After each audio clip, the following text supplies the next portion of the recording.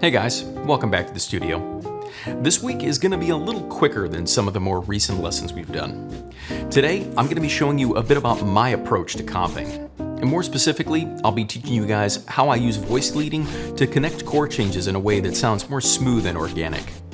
To demonstrate this, I'll teach you a couple of voice leading pathways through a 2-5-1 in the key of C. Then we'll spice these changes up by adding some rhythmic and melodic motion to them by borrowing from ideas we've gone over in the past, like the 6 diminished concept, the dominant family, and more. And finally, I'll share with you a comping etude over the chord changes to I Should Care, so you can get an idea of what this can sound like in a maximalist way over a typical jazz standard. You guys ready? Let's get started.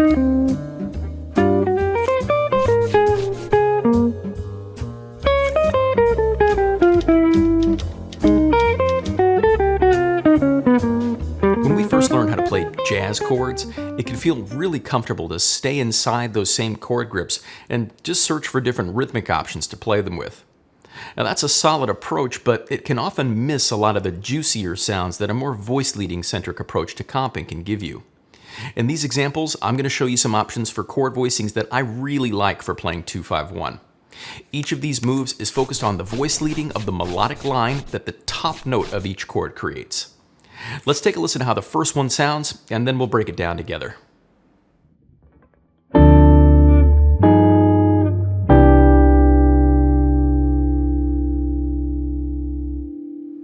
Let's take a closer look at how that one works now.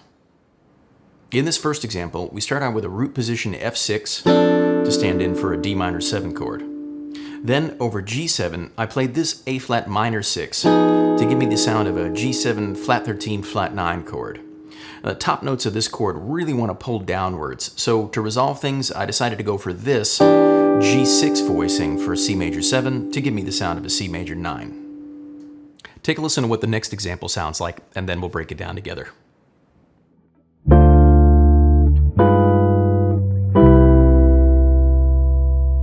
Now let's slow things down, and I'll show you why I chose these voicings. In this example, I use this first inversion voicing for F6 in place of D minor 7, so I could start out with a different melodic option. The flat 7th of the D really wants to pull down to the 3rd of a G, but I want some tension on my 5 chord, so I opted for this voicing for A flat minor 6 to get the same colors as last time, but with some different motion. Lastly, we don't always have to move every note when the chord changes. Sometimes a common tone can sound really nice. That's why this time I opted for this voicing for C major 7, so I could keep the B in common on the top of the chord.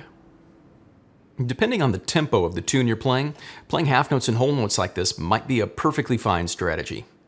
If we're playing a more medium tempo and the soloist or vocalist is being generous and giving us some room, I might opt for a busier approach. In the next section, we'll take these same examples and I'll show you how I can use the surrounding notes and their scales to add some motion to my comping without making things sound too heavy.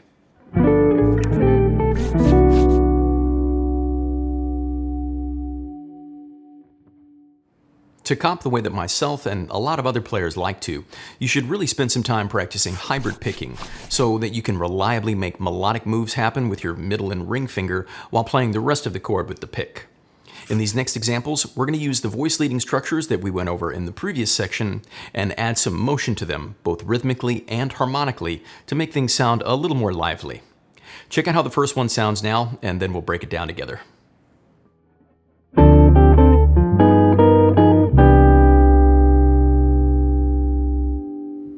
Personally, this is my favorite way to comp, but remember, we need to have the space to play this way. Make sure whenever you're accompanying anyone, whether it's a soloist or a vocalist, that you're listening intently and using these ideas to play reactively and sensitively. And that being said, let's take a closer look at how this move went, and I'll show you what I was thinking here. In this example, I moved the A diatonically back and forth while letting the F and the bass ring out. On the transition to the G7, I hit the F again on the upbeat to create some rhythmic interest, and then grabbed the rest of the chord on the downbeat. Then I moved the top note up in the A flat minor 6 diminished scale, and again let the bass note ring out. I did it again on this triplet rhythm to get some distance before resolving down to the voicing I chose for C major 7. Let's do one more before we move on for today. Check out what it sounds like now.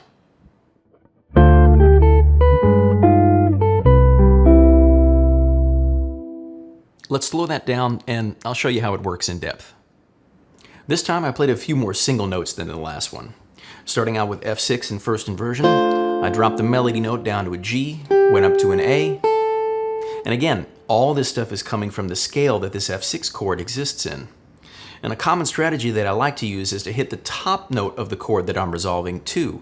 In this case, that's this B, an eighth note early, so I can stagger the entrance of the chord to make some more rhythmic stuff happen. From there, I decided to move down to this A briefly to open things up and then resolve back to the B for the change to C major 7. In the next section, I'll show you guys how I take these kinds of ideas all the way through a standard set of chords. Before we do that though, I need to give a quick shout out to TrueFire.com for supporting the channel. TrueFire is an online lesson library that's host to literally thousands of courses on a wide range of musical topics from some really amazing artists and educators. With synced notation and tablature, as well as slowdown and looping features, it's super easy to follow along no matter what course you decide to pick up. While you wait for my courses to drop, you can use my link in the description or use offer code STUDIO for 35% off at checkout, and you'll also be supporting the channel at the same time. It's never been a better time to learn, practice, and play with TrueFire. If you want even more material than we just went over, make sure you head on over to my Patreon page and get the PDF for today's lesson. There's a bunch more voice leading pathways in there for you to work through and fold into your own chord comping. Now, let's get back to the lesson and check out that comping etude over I Should Care.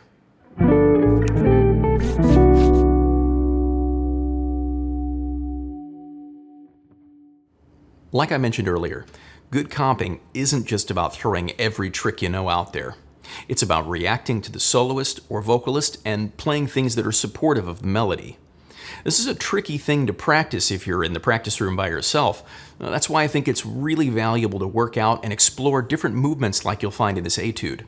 That way, you can be ready for a lot of different situations and comp more freely for a vocalist, a soloist, or even yourself. Here's that etude for you to check out now.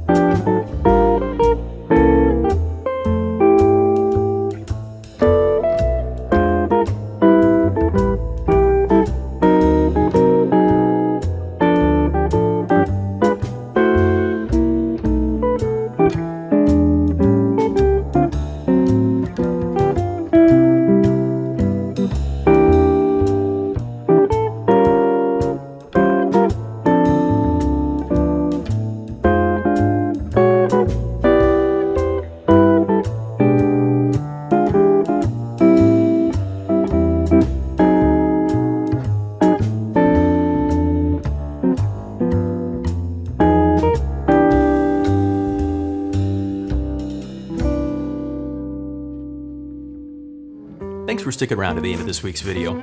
Let me know down in the comments what you guys thought of the lesson. How do you typically practice comping?